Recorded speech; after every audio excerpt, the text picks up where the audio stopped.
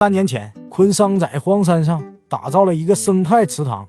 2年半后，池塘有什么变化了呢？新的轮回开始，藻类仍然是占领了小池塘。看看这个小池塘，水里都是绿藻，鱼儿可能都没有游泳的空间。水面上呢，可以用手直接捞走。水里的这个虫子是什么东西？原来是蜻蜓的幼虫。除了绿藻，还有大量的青蛙卵。看来这里变成了青蛙快乐池。看一下水下的感情，水下也满满的都是绿藻。那么怎么除藻呢？昆桑决定还是使用生物治疗的方式上大虾。这次昆桑在菜市场买了1万只黑壳虾，先用冷水帮它们过水。本来要变成菜肴的它们，马上要面临艰巨的任务，吃掉美味的藻类。不过菜市场买的这虾有很多死了，把发白死掉的过滤掉，小虾们从天而降，有的已经开始工作了。在黑壳虾大军对抗藻类的同时，昆桑也没闲着，除了之前养的一群鸭子，专门在山坡上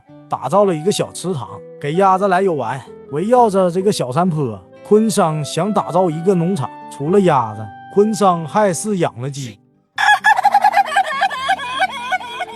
这种波兰帽子鸡头上的羽毛好像戴了一顶帽子。这鸡好看是好看，就是脾气不太好。想打造一个像样的农场，当然还少不了小矮马。小矮马是买不起的，只能买这小矮驴了，跟驴子一起买来的。还有2只绵羊，这么肥的绵羊就叫它们羊肉串吧。羊肉串非常温顺，喜欢让人给它们挠痒痒。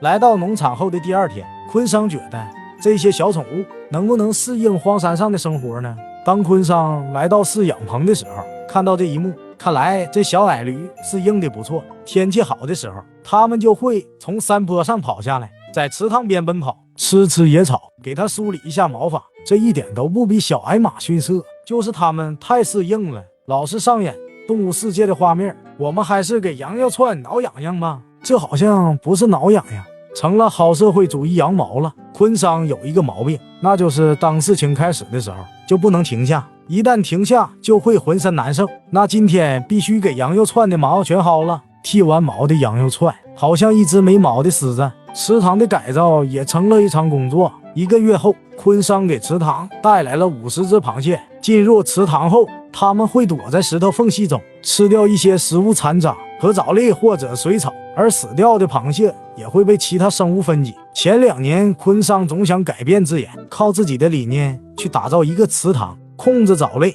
让生态环境里的动物们按照自己想象中的去共同生活。实际上完全不是一回事。站在上帝视角，让一切服务于人类的想象，这样只会更累。无论如何，人类都无法改变大自然。就像池塘边经常出现的保护鸟类，就让池塘里的鱼儿数量越来越少。这次昆桑买来一些河蚌，河蚌可以过滤水中的微生物和藻类，而一些小鱼，比如螃皮鱼，跟河蚌也是共生关系。螃皮鱼会把卵产在河蚌中，让河蚌帮它带孩子。想让一种生物就改变一个生态环境，那本来就很难，除非是入侵物种。在生物多样性上，昆桑还给池塘带来了鲻鱼苗。这种小鱼也是以藻类为食，体型有点胖，也叫乌头鱼，小小的一只。这是生活在海里的一种鱼，当繁殖季节的时候也会逆流游回淡水生长，在海水和淡水中都能生存。这生存技能确实很厉害。把它们扔到池塘里，它们的颜色还真的比其他鱼亮很多。我们在养鱼的时候，经常会养一些外来鱼，而忽略了一些本土鱼。这次昆桑给池塘带来了本土的一种鱼，这鱼长得又像蛇，又像泥鳅。它是什么呢？它是本土的原生鱼，黄鳝最大可以长到接近2米，喜欢在泥巴里挖洞，看起来也挺像一只鳗鱼的。它的身体也会变色，当它在原生地时，颜色会变得很深，和泥巴的颜色很相似。把它放进池塘里，可能就会消失不见了，像蛇一样在水里游动。为了定期给池塘补充鱼饵，昆桑还买了100只泥鳅，滑不溜秋的，非常难抓住。这装泥鳅的盒子被鸭子看到了，它们可能是口渴，都围过来找水喝。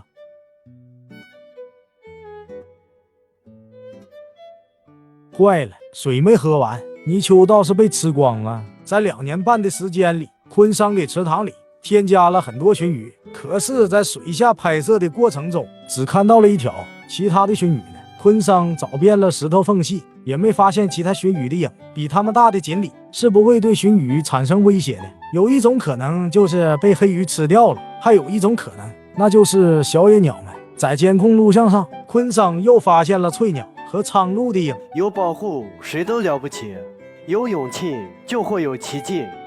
谢谢。